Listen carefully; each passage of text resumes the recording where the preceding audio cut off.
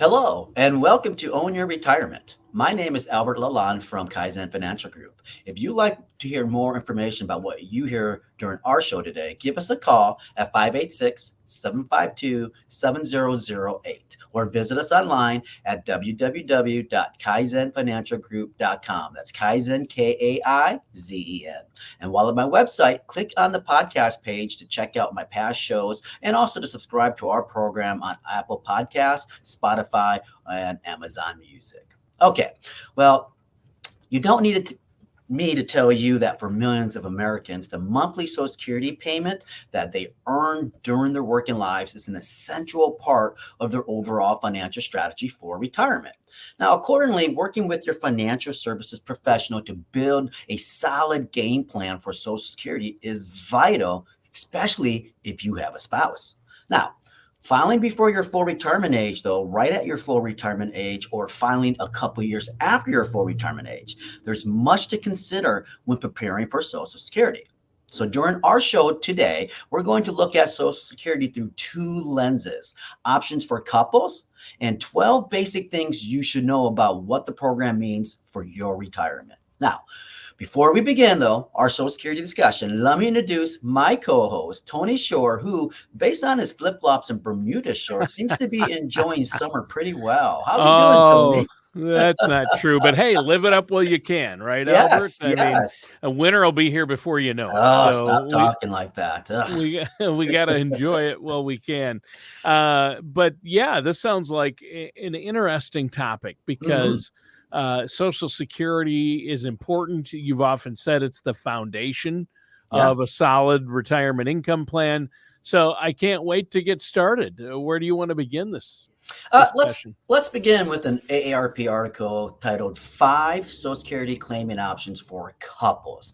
Now, this article explains that previously, a person who was entitled to both the retirement benefit and a spousal benefit, which is a benefit one spouse can utilize based on the other spouse's earnings history. Well, they could choose between those two options if they'd hit their full retirement age. So, with this, a person could first utilize, let's say, a spousal benefit before pivoting to their own retirement benefits once they turn 70, the age at which the maximum Social Security payment kicks in. However, Congress did eliminate this option in 2015. Now, while those who were already close to retirement age were grandfathered in, as of January 1st of this year, anyone who was still covered by the previous rules had turned 70, ending this option. So that was called file and suspend, that strategy, Yes, right? yes, you That's too bad nailed it. that went away. Yeah. We use that quite a bit. And typically, with file and suspend, the household's higher earner would file for Social Security at their full retirement age, or the point at which they receive, let's say, 100% of their benefit. Then the other spouse would then claim spousal benefits, which can be as much as 50% of the other spouse's full benefit amount. So with this strategy, the higher earning spouse would request a voluntary suspension of benefits from the Social Security Administration, and well, basically positioning them to tally what's called delayed retirement credits that increase their eventual monthly payment. And then at the same time, the other spouse would continue to receive spousal benefits. Then, when each spouse turned 70, they'd, well, be able to begin collecting their now fully maxed out monthly benefit. But again, because of steps Congress took in 2015, that option is no longer available, even though many of you probably have family members or friends who utilizes it. Yeah, that's too bad. Wish we could go back in time and prevent them from doing that because that was very helpful, and it's easy to see why that would be appealing, right? Mhm, mhm. And that was a good recap of that. But let's get back to the here and now. Okay. And so, um, file and suspend is gone. What are some other strategy steps that are available out there?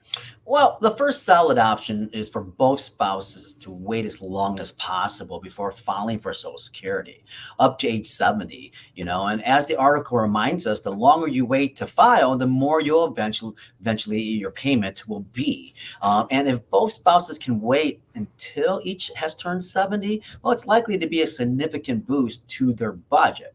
Now, just how much? Well, if you were born, let's say in 1962, you could begin claiming your retirement benefits this year at 62, the minimum allowed age. Now, however, doing so will cost you. In fact, you'll receive as little as 70% of what you get at your full retirement age. So in this example, the full retirement age is 67. But if the person in this example waits until they're 70 to file, well, they'll receive a monthly Social Security payment that's 124% of their full retirement age amount. Now, this may be, let's say, an especially wise move in households where both spouses have similar earning histories, because in this case, spousal benefits aren't a factor because one person can only receive them if the other spouse has a significantly larger earning history. Now, certainly all this presumes both spouses can make it to age 70 before filing. Now, it's common for, let's say, a job loss, health situation, or let's say a lack of savings to push people and couples into filing early. Yeah. Yeah. It all depends on your personal situation, as you've said Mhm. many times, and the possibility that any of us could get nudged into filing for Social Security sooner than we had anticipated. Again, that's a good reason to work with somebody like yourself, Albert, a financial professional, to really run the numbers, look at your situation, and you have that Social Security maximization report that you run Yes. for people to help them figure out what their sweet spot would be. Yes, definitely. I agree with you, Tony.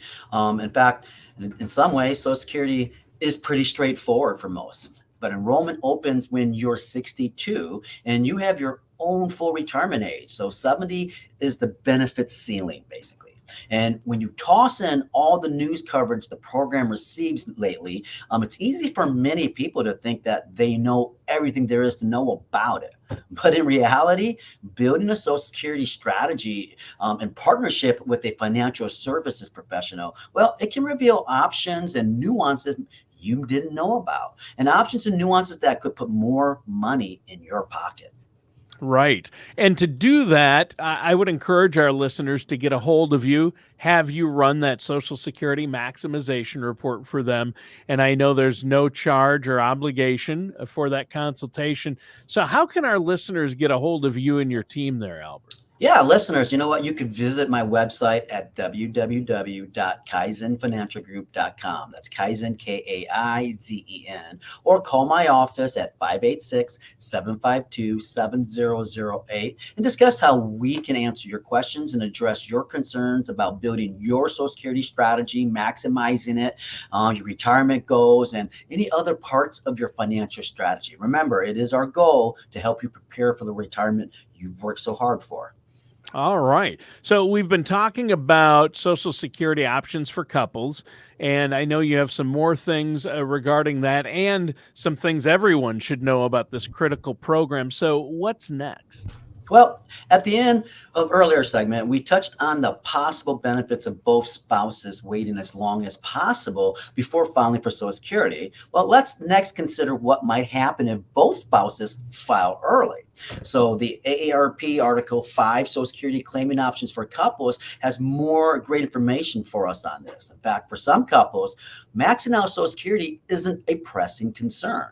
If you and your spouse have, let's say, a significant nest egg to draw from, or if you have, let's say, other sources of reliable retirement income like a pension, 401k, or IRA, well, then you may not need the largest Social Security benefit possible to maintain your preferred lifestyle.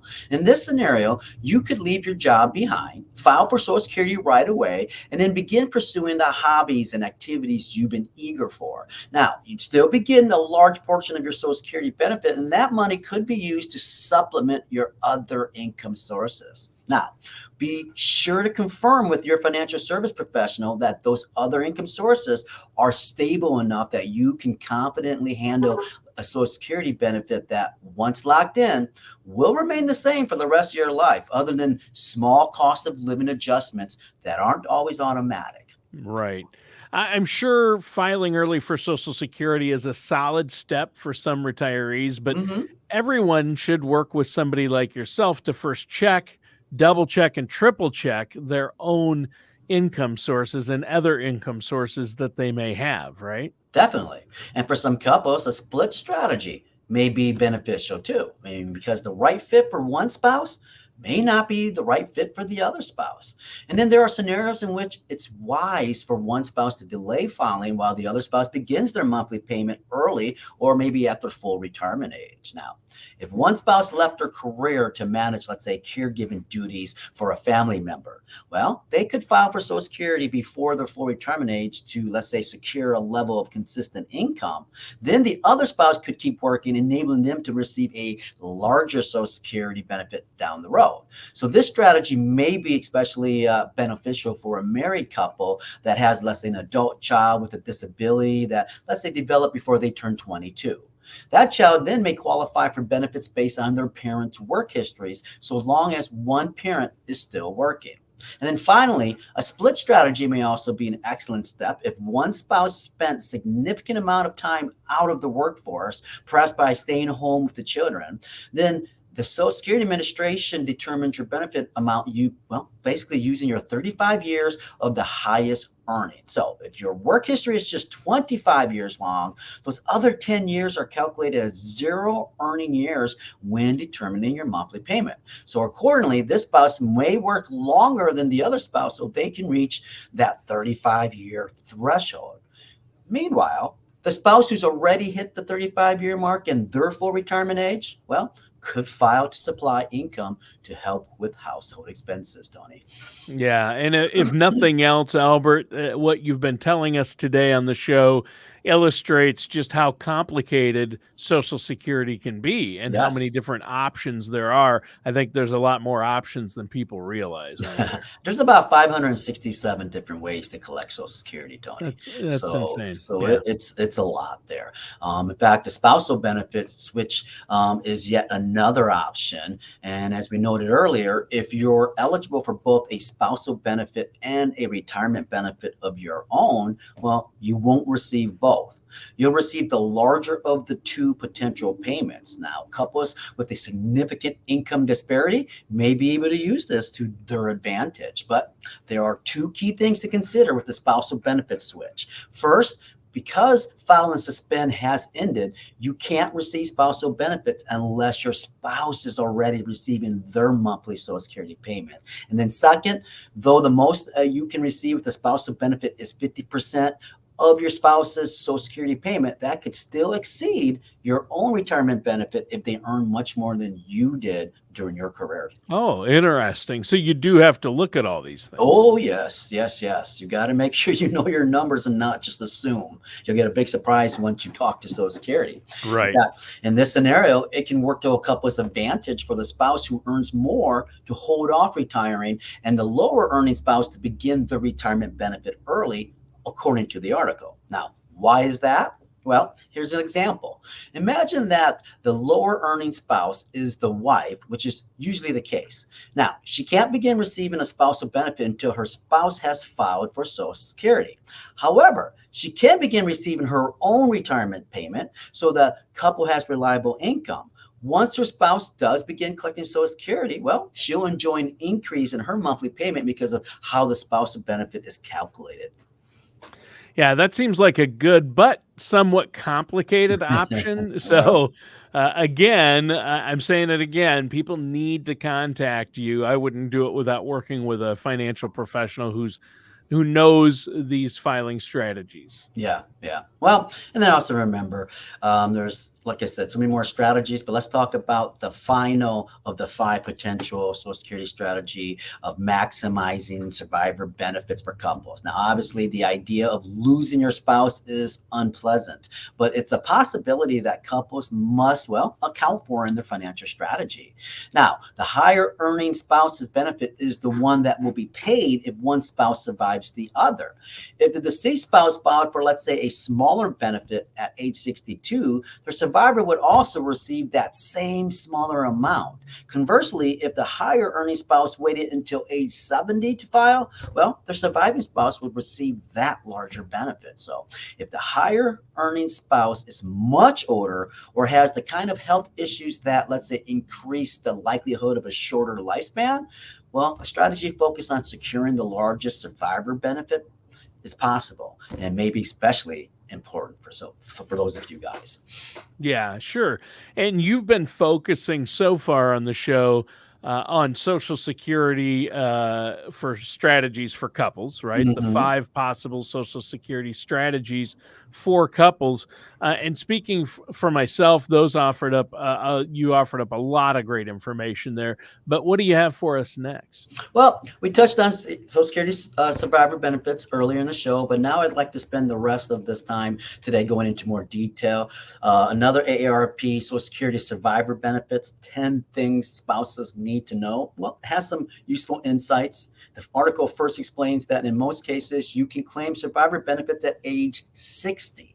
Yet there are times when you're eligible prior to turning 60. Now, surviving spouses can begin benefits, well, at 50 if they're Oh, disabled, wow. and at any age if they're a caregiver for a child of the deceased beneficiary who is younger than 16 or is disabled and receiving childhood benefits because of it. Now, you should also note that there is no deadline to file for survivor benefits. Therefore, there's no urgency to apply shortly after your spouse's death or even at your earliest eligibility. You can simply do what's best and what fits your financial strategy. Hmm. So, is there a rule that says the deceased spouse must have already filed for Social Security for the surviving spouse to receive the survivor benefits? There isn't. In Hmm. fact, the surviving spouse may begin receiving survivor benefits even if their spouse hadn't claimed their own benefit prior to their passing. Now, Right. here, survivor benefits will typically be determined by the amount of the late spouse's full retirement age benefit. And presently, the full retirement age is 66 years and 4 months for people born in 1956. And from there, it gradually rises to age 67. Now, if the spouse who's passed had worked beyond their full retirement age without filing, then their spouse's survivor benefit would reflect the delayed filing credits that the deceased spouse would have received upon filing. Okay. So, how does the surviving spouse's full retirement age fit into all of Hmm. this? Well, surviving spouses are entitled to 100% of their late spouse's benefit if they file for survivor benefits at their own full retirement age. Now, the article notes that the full retirement age is different for survivor benefits and is currently 66 and will slowly rise to 67 during the next few years. But at 60, the surviving spouse is entitled to about 71.5% of what their former spouse was receiving every month or would have received. Now, that percentage rises in stages for every month the surviving spouse delays filing until reaching their own full retirement age. Now, you'll also receive 71.5% if you file for benefits in your 50s and are disabled. But for those younger than 60 who are caring for, let's say, their deceased spouse's children, the percentage is 75%, Tony. Okay. Interesting. I had no idea about those numbers and the way those percentages change based on your choices. Again, this is a huge reason to have that Social Security maximization report run with your Mhm. own personal information in there. Work with a professional like yourself. Yes. Well, and then, folks, you should also know that you can't go online to apply for survivor benefits. Now, Hmm. you may only apply for those benefits at your local Social Security office, either in person or over the phone. You can also call the Social Security hotline at 1 800 772 1213. Now, the number again is 1 800 772 1213 for the Social Security hotline. Furthermore, if you were already receiving spousal benefits before your spouse's death, the Social Security Administration will automatically convert them to survivor benefits once they're aware of the death. Hmm. That's interesting that that's the one thing with Social Security that they don't have online filing for Isn't it? is survivor benefits. And I think more and more older people, I mean my age and older, are embracing technology more. So hopefully they'll provide an online option for that soon. Yes. You know, next, what we have to figure out is be aware that you can't control or collect survivor benefits and a retirement benefit simultaneously. You Mhm. know, if you're eligible for, let's say, two different Social Security payments, both as a retiree and the surviving spouse of a retiree. For example, the Social Security Administration will provide you with the larger of the two payments. So, similarly, if you've been, let's say, widowed twice, You can't collect survivor benefits based on the earnings of both former spouses. It'd be nice, but the Social Security Administration will again provide you with the bigger of the two benefits. And then finally, if your own retirement benefit is, let's say, bigger than either of your potential survivor benefits, well, guess what? You're going to get that benefit. So here's something else to bear in mind as well. You can move from one to the other. Now, typically, retirement and spousal benefits are covered by a rule called deemed filing. With deemed filing, when you file for one benefit, you're also claiming the other benefit if you're eligible for both. But that isn't the case with survivor benefits. If you haven't already filed for your own Social Security, you can file for that and survivor benefits at the same time. Again, you'll get the larger of the two benefits, but you aren't obligated to do so, which gives you some flexibility with your financial strategy. Can you give us an example, Albert, of that potential flexibility you're talking about? Yeah, I mean, let's say your late spouse made much more money than you did during your careers. In this scenario, then you may want to entertain claiming your retirement benefit first to provide some Social Security income, while then waiting until your full retirement age to begin collecting your larger survivor benefits. Now, of course, you could also reverse this example if you, let's say your own retirement benefit would be larger than your survivor benefit. This part of the Social Security process that could get complicated. So I recommend, again, reaching out to your financial service professional to make sure you've got the right reports. Yeah, for sure. And before we go today, let's do that. Let's let our listeners and viewers know how they Sure. can get a hold of you to get that Social Security maximization report run. And there's no charge or obligation for that initial consultation or that report. How can our listeners do that? Folks, call my office at 586-752-7008 or visit my website at www.kaizenfinancialgroup.com. That's Kaizen, and discuss how we can answer your questions, address your concerns about your Social Security. And remember, it's part of our goal to make sure that you guys own the retirement that you've worked so hard for, folks. All right. Thanks, Albert. And thanks, listeners and viewers, for tuning in. That does it for today's episode of Own Your Retirement with our host, Albert Lalonde.